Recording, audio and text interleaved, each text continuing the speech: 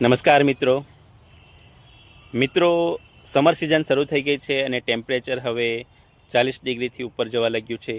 તો આવા સમયે આપણા ગાર્ડનના છોડ, કુંડામાં ઉછેરેલ છોડ, બાલ્કનીમાં ઉછેરેલ છોડ ને પાણી આપવું ખૂબ જ જરૂરી થઈ ગયું છે અને આપણે રોજ અથવા એક દિવસના અંતરે આપણે કુંડામાં પાણી આપવું પડે છે. તો મિત્રો, આવા સમયે આપણે આપણા છોડને કઈ રીતે લાંબા સમય સુધી મેન્ટેન કરી શકીએ એ માટેનો સરસ મજાનો વિડીયો હું તમારી સમક્ષ રજૂ કરવા જઈ રહ્યો છું. તો મિત્રો, વિડીયોને અંત સુધી જોજો અને દરેક સ્ટેપને ફોલોઅપ કરશો તો તમને પણ સારું એવું રિઝલ્ટ જોવા મળશે. તો મિત્રો, હજુ સુધી મારી ચેનલને જેમણે પણ લાઇક, શેર અને સબસ્ક્રાઈબ નથી કરી તો મારી ચેનલને સબસ્ક્રાઈબ કરી દો, લાઇક કરી દો.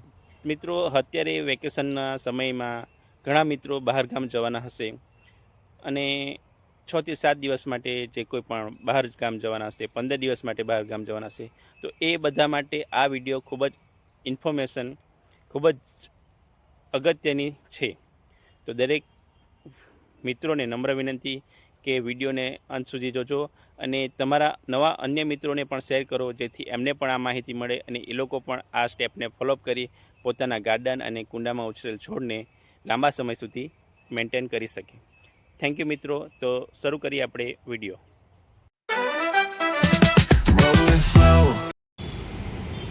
મિત્રો, સ્ટેપ 1માં આપણે જોઈ શકીએ છીએ કે આપણે જે કુંડું છે એમાં આપણે જે રોપ વાવેલ છે, તો એમાં સ્ટેપ 1માં આપણે સૌપ્રથમ તો આપણે જ્યારે બહારગામ જવાના હોય અથવા તો તે દિવસે એમાં ભરપૂર પ્રમાણમાં પાણી આપો.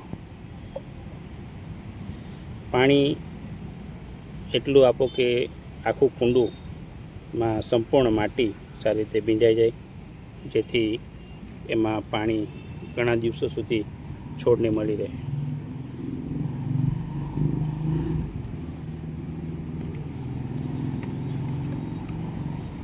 સ્ટેપ 2માં આપણે મિત્રો એમાં મલ્ચિંગ કરવાનું છે. તો મિત્રો, મલ્ચિંગ કરવા માટે આપણે કોઈપણ પ્રકારના કોકોપીટ, કોઈપણ પ્રકારના સૂકા પાન, ઘાસ, લીલું ઘાસથી આપણે 1 થી 2 થી 3 ઇંચનો લેયર કરીને આપણે એને મલ્ચિંગ કરી શકીએ છીએ. તો મિત્રો, હું અત્યારે હાલમાંથી હું મલ્ચિંગ કરી રહ્યો છું. તો આપણે જોઈ શકો છો કે આપણે સંપૂર્ણ કુંડામાં દરેક ભાગમાં આપણે આ રીતે મલ્ચિંગ કરવાનું છે. તો એના માટે તમે કોઈપણ પ્રકારના સૂકા પાન, ફૂલ, કોઈપણ વેસ્ટ કચરો હોય એનાથી આપણે મલ્ચિંગ કરી દેવાનું છે. તો મિત્રો, મલ્ચિંગ કરવાથી એમાંથી 60 થી 70% જેટલો ભેજનો આપણે પાણીનો બચાવ કરી શકીએ છીએ. એમાંથી એટલો ભેજ ઉઠશે નહીં અને ઘણા દિવસો સુધી આપણા છોડ લીલાછમ રહેશે અને પાણીની ખેંચ પડશે નહીં. તો મિત્રો, મલ્ચિંગ કરવું પણ એક જ ખૂબ જ જરૂરી ભાગ છે. તો જો તમે પણ ઘણા દિવસો માટે બહાર જવાના હો અને પાણીની વ્યવસ્થા ન થઈ શકી હોય તો આપણે એમાં એક છોડને મલ્ચિંગ કરવું એક ખૂબ જ અગત્યનો ભાગ છે. 3માં આપણે જો વાત કરીએ તો મિત્રો, આપણે ગરમીથી અને ઓછા પાણીથી આપણે બચાવવા માટે જ્યારે આપણે બહારગામ જઈ રહ્યા હોય તો આપણે તમામ પ્રકારના કુંડાને આપણે છાયાવાળી જગ્યાએ રાખવાના છે, જ્યાં સૂર્યનો પ્રકાશ સીધો આપણા કુંડા પર ના પડે અને એમાં માટી ઓછી સુકાશે અને આપણા છોડને લાંબા સમય સુધી પાણી મળશે. તો એ માટે મિત્રો, આપણે કોઈપણ આપણા આંગણામાં અથવા જ્યાં મોટા ઝાડ હોય અને તેનો છાંયો ત્યાં મળી રહેતો હોય એવી જગ્યાએ આપણે તમામ પ્રકારના કુંડાને શિફ્ટ કરી દેવાના છે કે જ્યાં સૂર્યપ્રકાશ સીધો આપણા છોડ પર ના પડે. બીજું મિત્રો, એ પણ શક્ય ના હોય તો તમે જે માર્કેટમાં આપણે ગ્રીન નેટ મળે છે એની આડસ ઊભી કરી અને જે સૂર્યપ્રકાશનો સીધો તડકો ગ્રીન નેટથી આપણે કવર કરી લેવાનો છે, જેથી આપણા કુંડા પર સૂર્યપ્રકાશ સીધો ન પડે. તો મિત્રો, સ્ટેપ 4માં આપણે જે છોડ છે, પ્લાન્ટ છે, એને આપણે છાંટણી કરવી ખૂબ જ જરૂરી છે. કેમ કે છોડ પર જેટલા પણ વધારે પડતા પાન હશે એટલા જ છોડને પાણીની જરૂરિયાત વધારે પડશે અને છોડનું પાણીનું બાષ્પીભવન પણ વધારે કરશે અને પાણીનો ઉપયોગ પણ વધારે કરશે.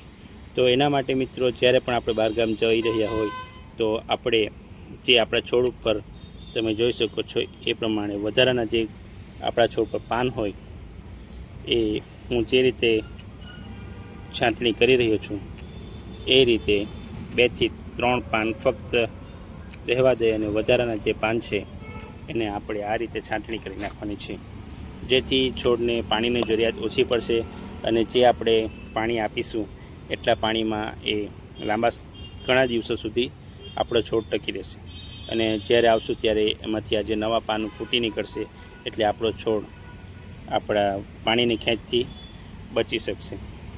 તો મિત્રો છાંટણી કરવી પણ ખૂબ જ જરૂરી છે. મિત્રો સ્ટેપ 5માં આપણે જોઈ શકીએ કે આપણા છોડને આપણે પાણીથી બચાવવા માટે જે એમાં સુકાયા ફૂલો હોય છે એને આપણે દૂર કરવાના છે અને જે ફૂલો પણ હોય છે એને પણ આપણે તોડી લેવાના છે. કેમ કે જેટલા પણ આપણા છોડ ઉપર નવી કળીઓ હશે, ફૂલ હશે તો એ પાણીનો વપરાશ વધુ કરશે, જેથી આપણા કુંડામાંથી પાણી ઝડપથી એ છોડ શોષણ કરશે. તો આપણે એને લાંબા સમય સુધી ટકાવી રાખવા માટે છોડ ઉપર આવેલી તમામ પ્રકારની કળીઓ અને નેક્સ્ટ સ્ટેપમાં મિત્રો આપણે જે આપણી પાસે જે આ રીતે માટીના વાસણો હોય છે, જેમાં માટીના કુંડા હોય છે કે નાની માટલીઓ હોય છે, જે રીતની આપણા કુંડાની સાઇઝ હોય એ રીતનું આપણે વાસણ પસંદગી કરવાની છે અને અંદર એ રીતે ખાડો કરી અને અડધે સુધી આપણે આ રીતે એને જમીનમાં ઢાંકી દેવાનું છે.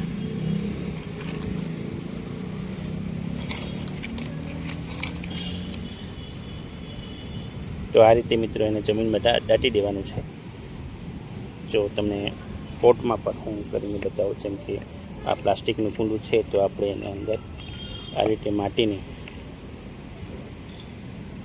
કુંડામાં આ રીતે ખાડો કરી અને એને આપણે જમીનમાં અહીંયા આ રીતે માટીથી કવર કરી લેવાનું છે.